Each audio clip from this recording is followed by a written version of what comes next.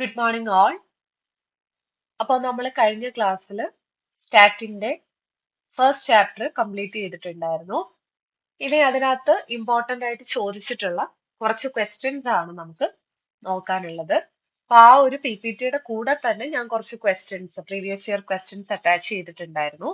അത് കൂടാതെ നമുക്ക് അല്ലാതെ ജസ്റ്റ് നമ്മുടെ നോളജ് ഒന്ന് ചെക്ക് ചെയ്യാൻ വേണ്ടിയിട്ടുള്ള കുറച്ച് ക്വസ്റ്റ്യൻസ് ആണ് ഞാൻ കൊണ്ടുവന്നിട്ടുള്ളത്.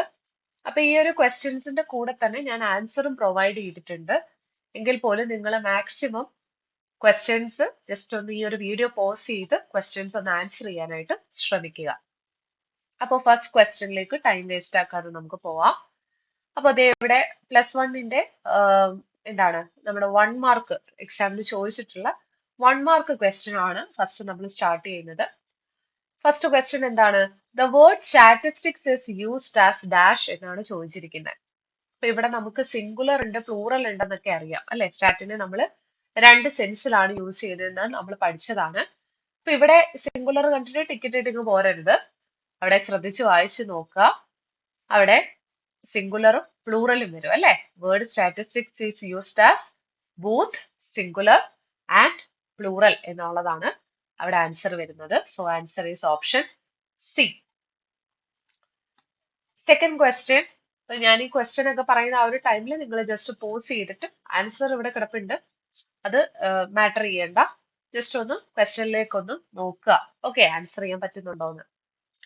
നമ്മൾ 2 ടൈപ്സ് ഓഫ് ഡേറ്റയെ പറ്റിയിട്ട് പഠിച്ചിട്ടുണ്ടായിരുന്നു, ക്വാളിറ്റേറ്റീവ് ഡേറ്റയും ക്വാണ്ടിറ്റേറ്റീവ് ഡേറ്റയും. അപ്പൊ സ്റ്റാറ്റിസ്റ്റിക്സിൽ നമ്മൾ ഏത് ഡേറ്റയെ കുറിച്ചിട്ടാണ് ഡീൽ ചെയ്യുന്നതെന്നാണ് ആക്ച്വലി ഇവിടെ ക്വസ്റ്റ്യൻ ചോദിച്ചിരിക്കുന്നത്. ആസ് വി നോ ഏതാണ്? ക്വാണ്ടിറ്റേറ്റീവ് ഡേറ്റയാണ് അല്ലെ. ക്വാണ്ടിറ്റേറ്റീവ് ഡേറ്റയിലാണ് നമ്മുടെ സ്റ്റാറ്റ് ഇരിക്കുന്നത്. ക്വാളിറ്റേറ്റീവ് ഡേറ്റ നമുക്ക് ഒരിക്കലും ഒരാളുടെ ബുദ്ധിയോ അല്ലെങ്കിൽ ഇങ്ങനെ ഒരു കിലോ ഉണ്ട് 2 കിലോ ഉണ്ട് എന്നൊക്കെ പറഞ്ഞ് ഞാൻ എക്സാമ്പിൾ സഹിതം പഠിപ്പിച്ചതാണ്. സോ അങ്ങനെ നമുക്ക് അളക്കാൻ പറ്റില്ല. സോ ക്വാണ്ടിറ്റേറ്റീവ് ഡേറ്റയാണ് ഇവിടെ വരുന്നത്. ഓക്കെ, ദെൻ 2 മാർക്ക് ക്വസ്റ്റ്യൻസ് ആണ്. 2 മാർക്ക് ക്വസ്റ്റ്യൻസിൽ ഫസ്റ്റ് ചോദിച്ചിരിക്കുന്നത് distinguish the singular and plural census of statistics. നിങ്ങൾക്ക് അറിയാവുന്നതാണ് അല്ലെ. സിംഗുലർ എന്ന് പറയുമ്പോൾ ആ ഒരു കളക്റ്റിംഗ്, അതായത് ആ ഡേറ്റ കളക്ട് ചെയ്യുന്ന മെത്തേഡിനെ അല്ലെങ്കിൽ ടെക്നിക്കിനെയാണ് നമ്മൾ ആ ഒരു സിംഗുലർ സെൻസിൽ സ്റ്റാറ്റ് എന്ന് പറയുന്നത്. അതേസമയം പ്ലൂറൽ സെൻസിലേക്ക് വരുമ്പോൾ അത് നമ്മൾ കളക്ട് ചെയ്ത ഡേറ്റയാണ് അല്ലെ. നമ്മൾ കളക്ട് ചെയ്തിട്ടുള്ള ഡേറ്റയാണ് നമ്മൾ പ്ലൂറൽ സെൻസിൽ സ്റ്റാറ്റിസ്റ്റിക്സിൽ പറയുന്നത്. സിംഗുലർ സെൻസിൽ ആ ഒരു മെത്തേഡും ആണെന്ന് നമ്മൾ അവിടെ ഡിസ്കസ് ചെയ്തിട്ടുണ്ടായിരുന്നു. ജസ്റ്റ് ഒന്ന് റിവൈസ് ചെയ്യാൻ പറ്റിയെന്ന് വിചാരിക്കുന്നു. സെക്കൻഡ് ക്വസ്റ്റ്യൻ, ഇതിന്റെ വേറൊരു മോഡൽ നമ്മൾ ഓൾറെഡി ഞാൻ അവിടെ നമ്മൾ ക്ലാസ്സിന്റെ ടൈമിൽ തന്നെ ഡിസ്കസ് ചെയ്തിട്ടുണ്ടായിരുന്ന ഒരു ക്വസ്റ്റ്യൻ ആണ്. നമുക്ക് കുറച്ചൊരു സെറ്റ് ഓഫ് ഡേറ്റ തരും.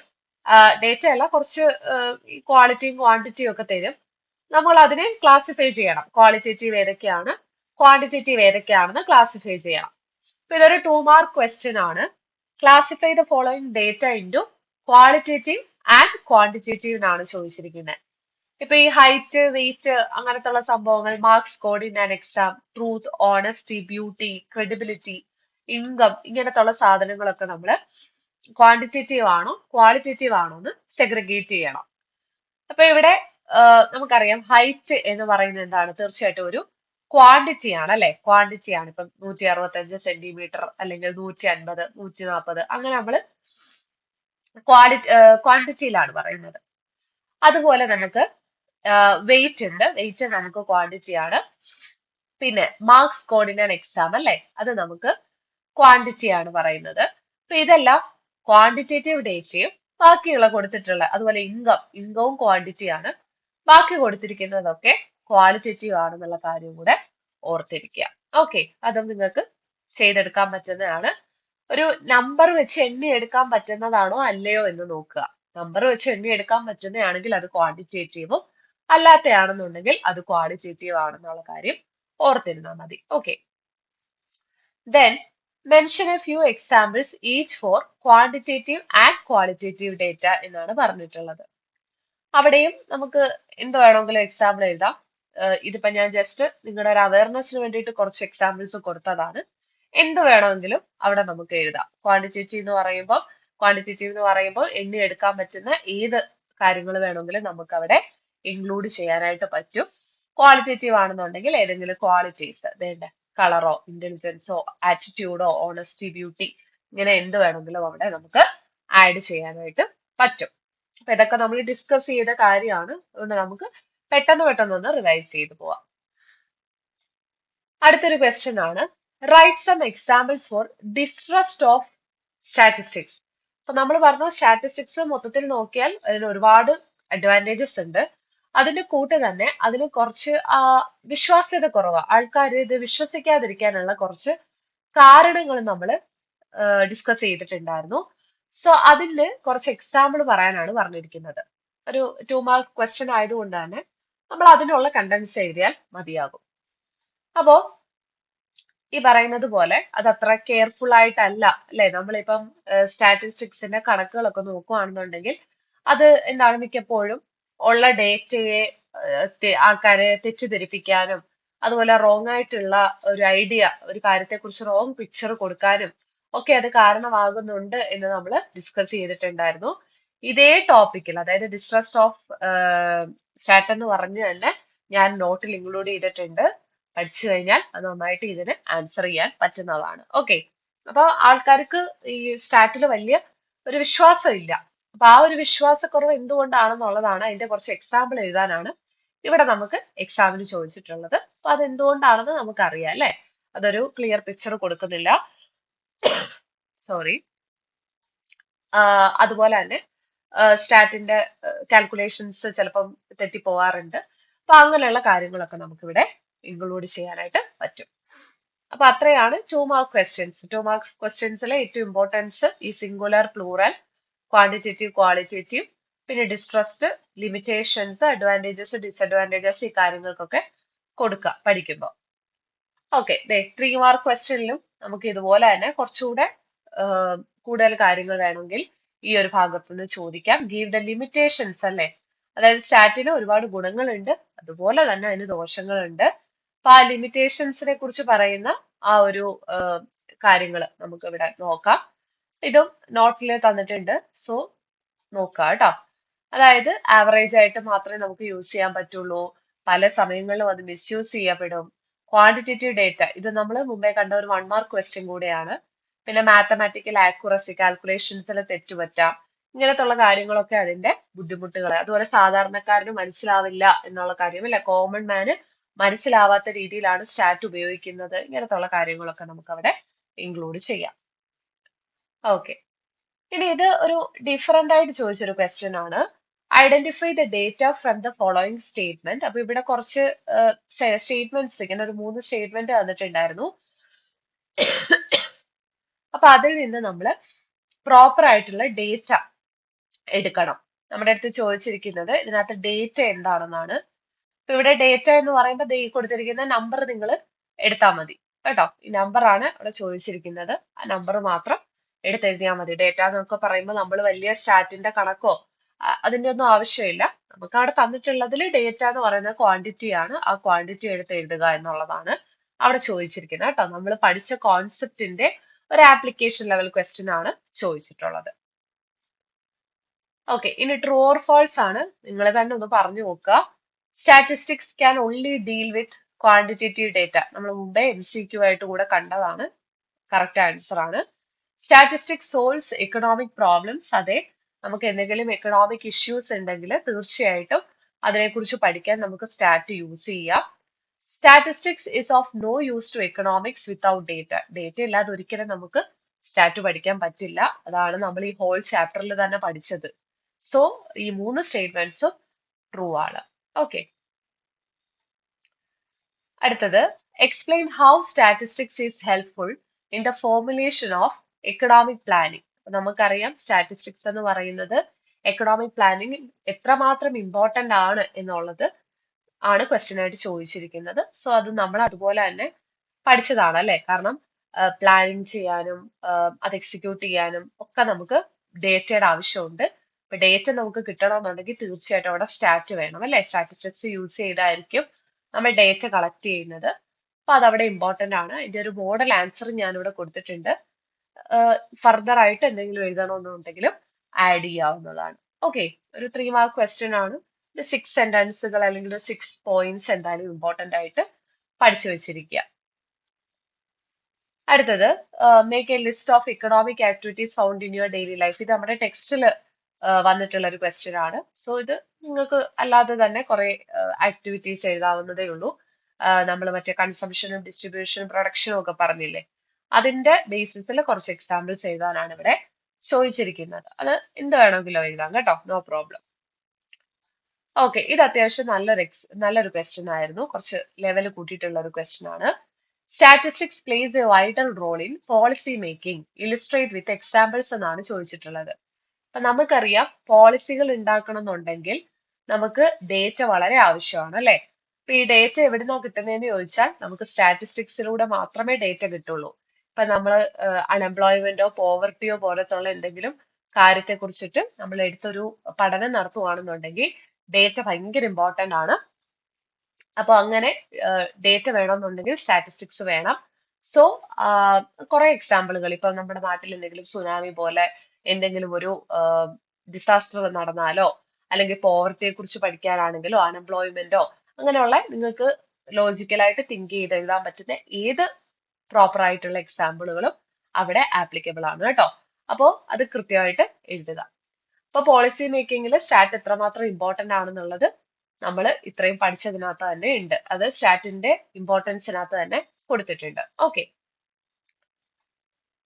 അതുപോലെ തന്നെ ഇമ്പോർട്ടന്റ് ഫങ്ഷൻസ് ഓഫ് സ്റ്റാറ്റിന്റെ ഇമ്പോർട്ടന്റ് ഫങ്ഷൻസ് ചോദിക്കുമ്പോൾ ഇത് നമ്മൾ പഠിച്ചതാണ്.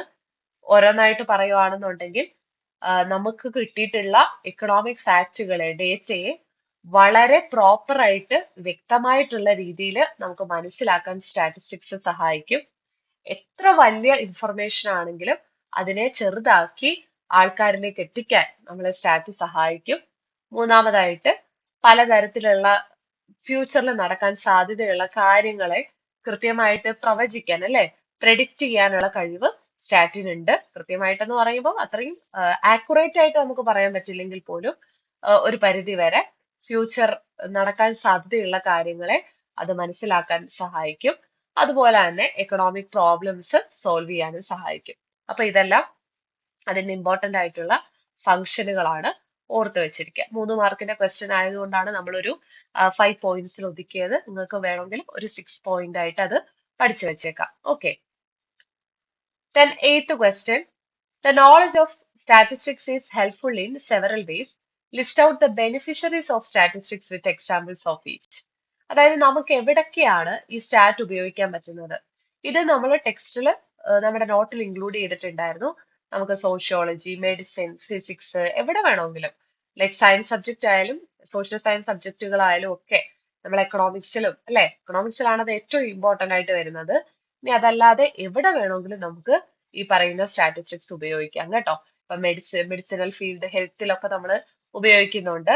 അപ്പൊ അതൊക്കെ നമുക്ക് ട്രേഡിൽ ഉപയോഗിക്കുന്നുണ്ട്, സോഷ്യോളജിയിൽ, ഹ്യൂമാനിറ്റീസ് സബ്ജക്റ്റുകളിൽ, റിസർച്ചുകളിലൊക്കെ നമ്മൾ യൂസ് ചെയ്യുന്നുണ്ട്. അപ്പൊ അതൊക്കെ ആർക്കൊക്കെയാണ് ഈ ബെനിഫിഷ്യറീസ് എന്ന് ഉദ്ദേശിക്കുന്നത്? ഗുണഭോക്താക്കൾ. അപ്പൊ ആരൊക്കെയാണ് ഈ സ്റ്റാറ്റ് കൊണ്ട് ഉപകാരമുള്ളത് ആർക്കൊക്കെയാണ് എന്നാണ് ക്വസ്റ്റ്യൻ ചോദിച്ചിരിക്കുന്നത്. ക്വസ്റ്റ്യൻ കറക്റ്റ് ആയിട്ട് വായിച്ചു മനസ്സിലാക്കുക, അതിനുശേഷം മാത്രം ആൻസറിലേക്ക് പോവുക. ഓക്കെ, ഇത് ഇവിടെ കൊടുത്തിട്ടുണ്ട് അതിന്റെ എന്തൊക്കെ ചെയ്യാമെന്നുള്ളത്. ഓക്കെ, അത്രയാണ് 3 മാർക്ക് ക്വസ്റ്റ്യൻ. നമുക്ക് ഫെമിലിയർ ആയിട്ടല്ലാത്ത ഒരു ക്വസ്റ്റ്യനും ഇവിടെ ചോദിച്ചിട്ടില്ല. ലിമിറ്റേഷൻസ്, ഡേറ്റ, ഇതാണ് കുറച്ച് ന്യൂലി ആയിട്ട് തോന്നിയ ഒരു ക്വസ്റ്റ്യൻ. പക്ഷെ കമ്പാരിറ്റീവ്ലി നമുക്ക് ആ ഒരു സ്റ്റാറ്റ് എന്ന് പറയുന്നത് ക്വാണ്ടിറ്റേറ്റീവ് ഡേറ്റ ആണെന്ന് അറിയാവുന്ന ഒരാൾക്ക് ഈ ക്വസ്റ്റ്യൻ വളരെ സിമ്പിൾ ആയിട്ട് തന്നെ ആൻസർ ചെയ്യാൻ പറ്റുമെന്നേ ഉള്ളൂ. വെറും ലോജിക് യൂസ് ചെയ്താൽ മതി അല്ലേ. പിന്നെ ഇതെല്ലാം ട്രൂ ഓർ ഫാൾസ് ആയാലും എങ്ങനെ ചോദിച്ചാലും ആൻസർ ചെയ്യാനായിട്ട് പറ്റും. അടുത്തത് 4 മാർക്ക് ക്വസ്റ്റ്യൻ ആണ്. ദേണ്ട, നമ്മൾ 2 മാർക്സിലും 1 മാർക്കിലും ഒക്കെ കണ്ട അതേ ക്വസ്റ്റ്യൻ ആണ്. List out examples for quantitative data and qualitative data. അറിയാലോ, ഞാനായിട്ട് ഇത് പറഞ്ഞു തരണ്ട. ക്വാണ്ടിറ്റേറ്റീവ് ഡേറ്റയുടെ എക്സാമ്പിളുകൾ ക്വാണ്ടിറ്റി ആയിരിക്കണം, നമ്പർ ആയിരിക്കണം. ക്വാളിറ്റി എന്ന് പറയുമ്പോൾ ഏതെങ്കിലും ക്വാളിറ്റേറ്റീവ് ഡേറ്റ എന്തെങ്കിലും ക്വാളിറ്റിയെ പറ്റിയിട്ട് എഴുതി വെച്ചാൽ മതി. ഓക്കെ, വീണ്ടും അതേ ക്വസ്റ്റ്യൻ തന്നെ. Distinguish between quantitative and qualitative data. ഇപ്പൊ ക്വാണ്ടിറ്റേറ്റീവ് ഡേറ്റ ആണെങ്കിൽ നമുക്ക് ന്യൂമറിക്കൽ ടേംസിൽ, അതായത് നമ്പറിൽ മെഷർ ചെയ്യാൻ പറ്റും. അങ്ങനെ മെഷർ ചെയ്യാൻ പറ്റാത്തതിനെയാണ് നമ്മൾ ക്വാളിറ്റേറ്റീവ് ഡേറ്റ എന്ന് പറയുന്നത്. ഓക്കെ, അപ്പൊ അത്രയാണ് നമുക്കിവിടെ ഡിസ്കസ് ചെയ്യാനുള്ള ക്വസ്റ്റ്യൻസ്. അപ്പോൾ ഇത്രയും ക്വസ്റ്റ്യൻസിൽ എന്തെങ്കിലും ഡൗട്ട്സ് ഉണ്ടെങ്കിൽ ചോദിക്കാം കേട്ടോ. ഇതെല്ലാം നമ്മൾ ഡിസ്കസ് ചെയ്തതാണ്, അല്ലാത്തതായിട്ട് ഒരു ക്വസ്റ്റ്യനും ഇല്ല. പിന്നെ നമുക്ക് മനസ്സിലാക്കേണ്ട കുറച്ച് കാര്യം എന്ന് പറഞ്ഞാൽ, നിങ്ങൾക്ക് സ്വന്തമായിട്ട് ഒന്ന് അനലൈസ് ചെയ്യാൻ വേണ്ടി ഞാൻ കുറച്ച് പ്രീവിയസ് ഇയർ ക്വസ്റ്റ്യൻസ് കൂടെ ഇതിനകത്ത് ആഡ് ചെയ്തിട്ടുണ്ട്. The knowledge of statistics is helpful in several ways. ഇത് മാർച്ച് 2009 ചോദിച്ചിട്ടുള്ള ക്വസ്റ്റ്യൻ ആണ് കേട്ടോ. നമ്മൾ ഓൾറെഡി ഇത് ഇവിടെ ഡിസ്കസ് ചെയ്തിട്ടുണ്ട്. ഓക്കെ, അതിനുശേഷം കുറച്ച് പഴയ ക്വസ്റ്റ്യൻസ് വരെ ഉണ്ട് കേട്ടോ. പിന്നെ മാർച്ച് 2010 ചോദിച്ചിട്ടുള്ള ഒരു ക്വസ്റ്റ്യൻ ആണ്, statistics is an indispensable tool for Economist substantiate. അതായത് സ്റ്റാറ്റിന്റെ ഗുണങ്ങളാണ് ചോദിച്ചിട്ടുള്ള അഡ്വാൻറ്റേജസ്. അടുത്തതും statistical tools and methods can be use for various types of analysis. ഈ ക്വസ്റ്റ്യനും നമുക്ക് കണക്ട് ചെയ്യാം. ഇത് രണ്ടും സെയിം, ഓൾമോസ്റ്റ് സെയിം ആണ്. മാർച്ച് 2011 ചോദിച്ച question, statistics is used in singular and plural census. അത് എലൂസിഡേറ്റ് ചെയ്യാൻ. ഓക്കെ, അത് നമുക്കറിയാവുന്നതാണ് അല്ലെ. സിംഗുലർ എന്ന് പറയുമ്പോൾ മെത്തേഡ്സും ടെക്നിക്സുമാണ്, പ്ലൂറൽ എന്ന് പറയുമ്പോൾ ഡേറ്റയുമാണ് നമ്മൾ ഉദ്ദേശിക്കുന്നത്. അത് ട്രൂ ഓർ ഫോൾസ് ആയിട്ട് അടുത്ത ക്വസ്റ്റ്യൻ ആയിട്ടും ചോദിച്ചിട്ടുണ്ട്. സോ ഈ രണ്ട് ക്വസ്റ്റ്യൻസും അങ്ങനെ ഒരേ ടോപ്പിക്കിന്റെ കീഴിൽ നിന്ന് വന്നിട്ടുള്ളതാണ്. Statistics play vital role in decision making. നമ്മുടെ എക്സാമിന് ചോദിച്ചൊരു ക്വസ്റ്റ്യൻ ആണ് ഇത്. ഇമ്പോർട്ടൻസിനെ കുറിച്ചിട്ടാണ് ചോദിച്ചിരിക്കുന്നത്. Tell your friend of the science stream why you learn statistics along with economics. അപ്പൊ എക്കണോമിക്സിൽ സ്റ്റാറ്റിസ്റ്റിക്സിന്റെ യൂസ് എന്താണെന്ന് നമ്മൾ സെപ്പറേറ്റ് ആയിട്ട് തന്നെ അവിടെ പറഞ്ഞിട്ടുണ്ടായിരുന്നു. അത് നോക്കിയിട്ട് ഇത് ആൻസർ ചെയ്യാനായിട്ട് ശ്രമിക്കുക. Statistics is used in finding relationships between different economic variables. വീണ്ടും എക്കണോമിക്സിൽ ഇത് എങ്ങനെ യൂസ് ചെയ്യുന്നു, അല്ലെങ്കിൽ അതിന്റെ അഡ്വാൻറ്റേജസ് ആണ് ചോദിച്ചിരിക്കുന്നത്. കൃത്യമായിട്ട് നോക്കിയിട്ട് എഴുതിക്കൊള്ളുക. The government and policy makers use statistical data to formulate suitable policies for economic development. Illustrate with two examples. നമ്മൾ ഓൾറെഡി ഈ ക്വസ്റ്റ്യൻ ഡിസ്കസ് ചെയ്തു. ഇവിടെ ഉണ്ട് കേട്ടോ. ഇതിന്റെ വേറൊരു ടൈപ്പ് ആണെന്നേ ഉള്ളൂ. രണ്ടും സെയിം ആൻസർ ആയിരിക്കും നമുക്ക് അപ്ലൈ ചെയ്യാൻ പറ്റുന്നത്. ആൻഡ് ഫൈനലി, ഓക്കെ, അടുത്തത്, tell your front the two distinct census in which the word statistics is used. Elucidate വളരെ ഇമ്പോർട്ടന്റ് ആണ്. സിംഗുലറും പ്ലൂറലും ശ്രദ്ധിച്ച് നോക്കിക്കോളുക. അതെന്തായാലും ഇനിയും ചോദിക്കും കേട്ടോ. ഇനി ഒരുപാട് തവണ ചോദിക്കുന്നേ. അത് രണ്ടും വീണ്ടും റിപ്പീറ്റഡ് ആയിട്ടുണ്ട്. State the two census in which the word statistics is used. Elucidate. ഇത് മാർച്ച് 2017 2014 ഒക്കെ റിപ്പീറ്റഡ് ആയിട്ട് ചോദിച്ചതാണ്. അപ്പം ടു സെൻസസും ടു ഡേറ്റയും തിരിഞ്ഞു പോകരുത് കേട്ടോ. ഡേറ്റ രണ്ട് ടൈപ്പ് ഉണ്ട് നമുക്ക്, ക്വാണ്ടിറ്റേറ്റീവും ക്വാളിറ്റേറ്റീവും. അതല്ല ഇവിടെ ചോദിച്ചിരിക്കുന്നത്. ഇവിടെ സെൻസസ് ആണ്. സെൻസസ് എന്ന് പറയുമ്പോൾ തന്നെ ഓർക്കുക, അത് പ്ലൂറലും സിംഗുലർ ആണ് നമ്മൾ ഈ ഉദ്ദേശിക്കുന്നത്.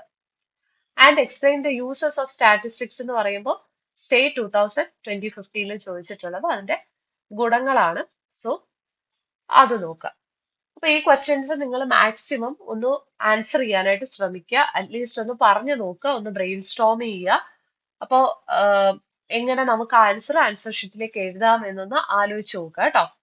എന്നിട്ട് എന്തെങ്കിലും ഡൗട്ട്സ് ഉണ്ടെങ്കിൽ എൻ്റെ അടുത്ത് ചോദിച്ചാൽ മതി. അപ്പോ ഇത്രയാണുള്ളൂ കാര്യങ്ങൾ കേട്ടോ.